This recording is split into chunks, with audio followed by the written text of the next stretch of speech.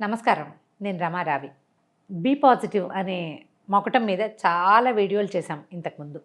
అయితే మళ్ళీ కొంచెం కొత్త విషయాలు చెప్పాలని అనుకుంటున్నాం. సాధారణంగా మనం ఏం చేస్తామంటే మన లాంగ్వేజ్, మన భాషా విధానం ఇప్పుడు చాలా మారిపోయింది. మనం చాలా సీరియస్ ఇష్యూస్ని, పెద్ద పెద్ద విషయాల్ని క్యాజువల్ విషయాలుగా మాట్లాడేసుకుంటున్నాం. పెద్ద మాటల్ని చిన్న విషయాల యందు వాడేస్తూ ఉంటాం. వీటి వల్ల ప్రజలకి, అంటే మన ఇతరులకి ఎలాంటి సంకేతాలు వెళ్తాయో మనకు అర్థం కాదు. మామూలు విషయాలు కూడా మనం మామూలుగా తీసుకోలేని పరిస్థితిలోకి క్రమంగా మనం వచ్చేస్తున్నాము. మనతో పాటు మన పిల్లలు కూడా వచ్చేస్తారు. సమాజం అంతా వెళ్ళిపోతుందన్నమాట. ఇప్పుడు ప్రధానంగా నో తీసుకోలేకపోతాం. ఏదైనా ఒకటి వద్దంటే నచ్చదు. వద్దు అని 2-3 సార్లు అనగానే మా నాన్న శాడిస్టు, మా అమ్మ టార్చర్ తట్టుకోలేకపోతున్నాము అని చెప్పేస్తారు పిల్లలు ఫ్రెండ్స్కి. మా నాన్న ఏది అడిగినా వద్దంటాడు, అందుకని మా నాన్న శాడిస్టు. యాక్చువల్గా శాడిజం అంటే ఏమిటి? ఎంత పెద్ద విషయం అది. దాని మీద మనకు అవగాహన ఉండదు.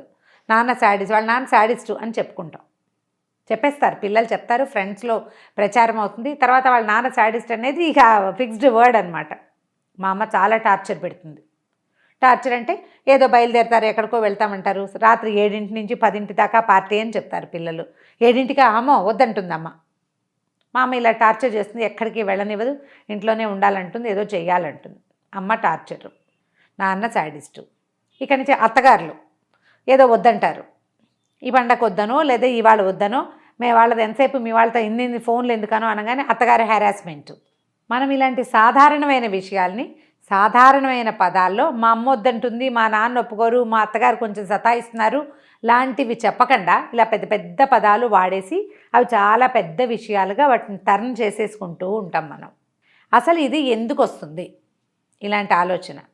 నో తీసుకోకపోవటం వల్లే ఈ పదాలన్నీ వస్తాయండి. ఈ విషయాలన్నీ దానివల్లే వస్తాయి. ఈ నో నేర్చుకోవాలి, నేర్పించాలి. ఎట్లా? ఎక్కడి నుంచి స్టార్ట్ చేయాలి? నా లెక్క అయితే ఇంతప్పటి నుంచి స్టార్ట్ చేయాలండి. పిల్లాడు ఎత్తుకో నేడుస్తాడు. ఏదో ఒంట్లో బాగుండలేదు, వాడికి అనారోగ్యంగా ఉంది, వాడికి ఏదైనా దెబ్బ తగిలింది, ఆకలిస్తుంది, నిద్ర వస్తుంది, ఈ 4 కాకుండా మామూలుగా ఎంతసేపు ఎత్తుకోమంటే ఉంటే వాడికి నో చెప్పాలి.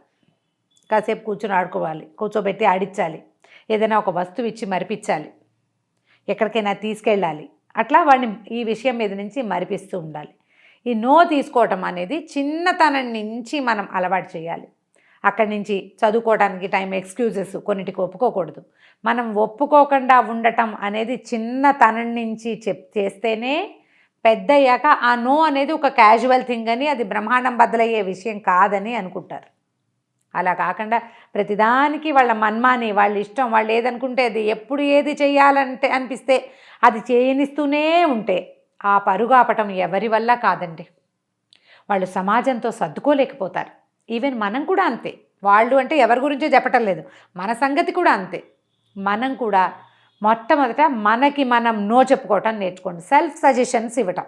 ఏదైనా ఒక పని, ఎక్కడికైనా వెళ్ళాలి, ఏదైనా కొనుక్కోవాలి, ఎస్సా నోవా, అవసరమా కాదా అనేది ప్రతిసారి బేరేజ్ వేసుకుంటూనే ఉండాలి. తీవ్రమైన అవసరమైతే కొనుక్కుందాం, తప్పనిసరిగా వెళ్ళాల్సి వస్తే వెళ్దాం, లేకపోతే మానేద్దాం, అనిపించింది కాబట్టి చేసేద్దాం లాంటి ఐడియాలజీలోకి మీరు వెళ్ళబోకండి. మన పరిస్థితి ఏంటంటే, ఇదివరకు మనం 10, 12, 9, 7 అలా సంతానం ఉండేవాళ్ళు. ఈ కాలంలో ఇంచుమించు నా వయసు ఉన్న వాళ్ళు కూడా 2 పిల్లలుగా ఉన్న సమాజంలోకి వచ్చాం. ఇప్పుడు నా వయసు వాళ్ళందరికీ కూడా 1-2 పిల్లలు లేదా 1-6 మనవలు మాత్రమే ఉంటున్నారు. ఈ 1 ఉండేసరికి, 1-2 ఉండేసరికల్లా ప్రపంచమంతా మందేగా ఉంటుంది. ఈ మన ఇంటి విషయాల వరకు ఓకేనండి. మనం ఆఫీసుల్లో కానీ, మనం వర్క్ చేసే కంపెనీస్లో కానీ, స్కూల్స్లో, కాలేజెస్లో, సమాజంలో మనం ఒక్కళ్ళమే కాదు కదా, మనలాంటి వాళ్ళు కోకొల్లల మంది ఓ చోట చేరతాం. ఈ నో తీసుకోలేని మనస్తత్వం వల్ల నిత్యము ఆశాభంగానికి గురవుతాం. సమాజంతో ఎమికబుల్గా ఉండలేకపోతాం. ప్రతి వాళ్ళ మీద కంప్లైంట్లు ఉంటూనే ఉంటాయి మనకి. హాయిగా ఎలా ఉంటాం మనం? మనకు మానసిక ప్రశాంతత ఎట్లా వస్తుంది? రాదు. దానికోసమని ఎప్పటికప్పుడు పిల్లలకి నో చెప్పాలి. అవసరమైనప్పుడల్లా. పోనీలే పిల్లాడు కదా అని వదిలేయకూడదు. భార్య నో చెప్తుంటే భర్త ఎస్ చెప్పకూడదు. అంటే అమ్మా నాన్నల్లో ఒకళ్ళు ఎస్ అని ఇంకోళ్ళు నో అని చేయకూడదు. వద్దు అంటే ఇద్దరు ఒక మాట మీదే నుంచోవాలి, ఒకదాని మీదే ఉండాలి. తల్లి వద్దంటే తండ్రి కూడా వద్దనే అనాలి. కొద్దిగా ఏదైనా ఆలోచించుకుంటే మీలో మీరు డిస్కస్ చేసుకుని అప్పుడు పిల్లలకి తెలియజేయాలి. కానీ వాళ్ళ ముందే మీరు డిస్కస్ చేసి ఒకళ్ళు గెలిచి రెండో వాళ్ళు ఓడిపోయే ఇలాంటివి వ్యవహారాలు కనుక చేస్తే ఇక ఎప్పటికీ పిల్లలు మీ మాట వినరు. ఇందులో ఒకళ్ళు టార్చర్ చేసేవాళ్ళు గాను, రెండో వాళ్ళు మంచివాళ్ళు గాను, లేదా ఒకళ్ళు శాడిస్ట్ గాను, రెండో వాళ్ళు మంచివాళ్ళు గాను అలా ఉంటూ ఉంటారు. అప్పుడప్పుడు ఈ శాడిస్ట్ వాదం ఓసారి అమ్మకి ఓసారి నాన్నకి పడుతూ ఉంటుంది. అవి ఏదైనా విషయంలో ఉన్న ఫీజిబిలిటీ ఏమిటి, అవసరమా కాదా అనేది అసలు పిల్లలు ఆలోచించరు. మన బుద్ధి కూడా ఇలాగే ఉంటుందండి. ప్రధానంగా say no to yourself. మీకు మీరు చెప్పుకోండి నో అనే పదాన్ని. ఇది నాకు అవసరమా, నేను చెయ్యను. ఇందులో నా తప్పు ఉందా, నేను ఇది చేయకూడదా, అవన్నీ మనం సొంతంగా ఆలోచించుకుంటే మనం ఎక్కువ కాలం ప్రశాంతంగా అనారోగ్యాలు లేకుండా ఉంటాం. ఈ నో తీసుకోలేని వాళ్ళకి ఏమేం ప్రాబ్లమ్స్ వస్తాయో చూద్దామండి. వీళ్ళకి బేసిక్గా కాళ్ళ నొప్పులు, మోకాళ్ళ నొప్పులు వస్తాయిట, అసిడిటీ వస్తుంది, స్పాండిలైటిస్ వస్తుంది, ఫ్రీక్వెంట్గా తలనొప్పి వస్తుంది. ఒకవేళ వీళ్ళకి మైగ్రెయిన్ కనుక ఉంటే ఆ మైగ్రెయిన్ ఎప్పటికీ వాళ్ళని వదలదు మైగ్రెయిన్. ఎందుకంటే ఆశాభంగాన్ని తట్టుకోలేరు, ప్రెషర్కి గురవుతారు, ఇవి వచ్చేస్తుంది. ఈ జబ్బులకి మనం దొరకకుండా ఉండాలంటే, మన పిల్లలు కూడా దొరకకూడదు అంటే వాళ్ళకి ఎస్తో పాటు నో కూడా నేర్పించండి.